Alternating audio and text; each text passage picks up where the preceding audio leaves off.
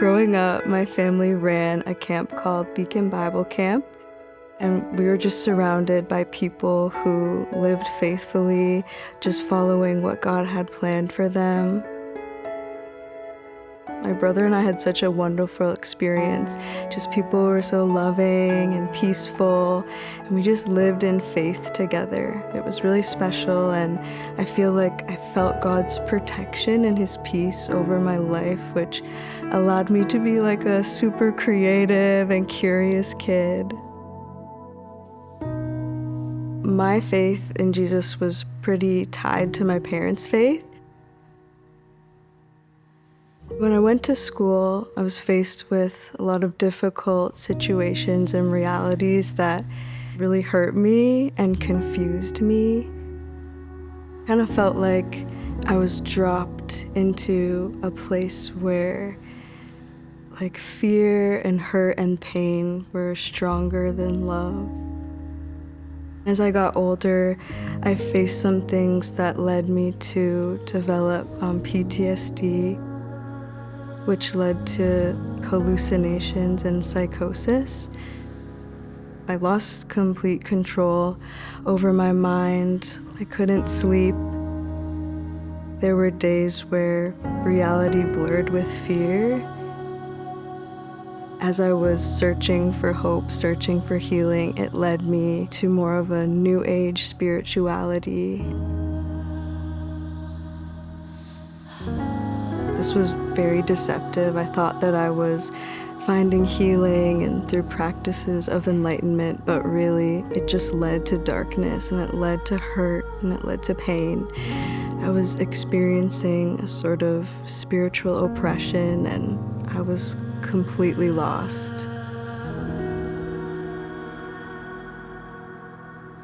I always knew and could feel that God was out there. There was something bigger than myself.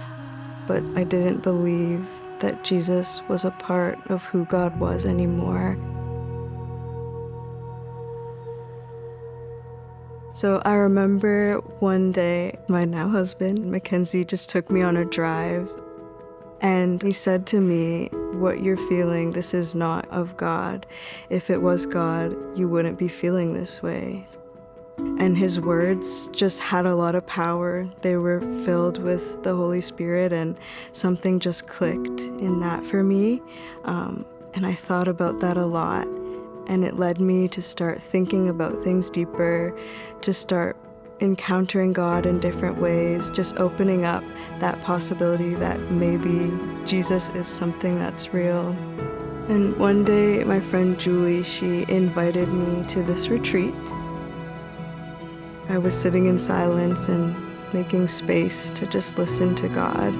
I grabbed a piece of paper and I started to write, and I just felt so inspired by the Holy Spirit, and there was just these truths about Jesus that were coming out, and beautiful words about the journey of following God and how we can look up to Him and see how He's been on this journey before, and that can bring us hope.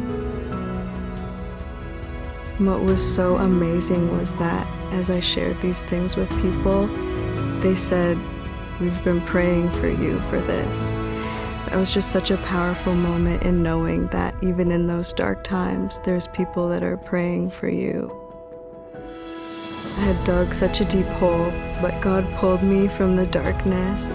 He reached in, He gave me hope, and He rescued me from those places.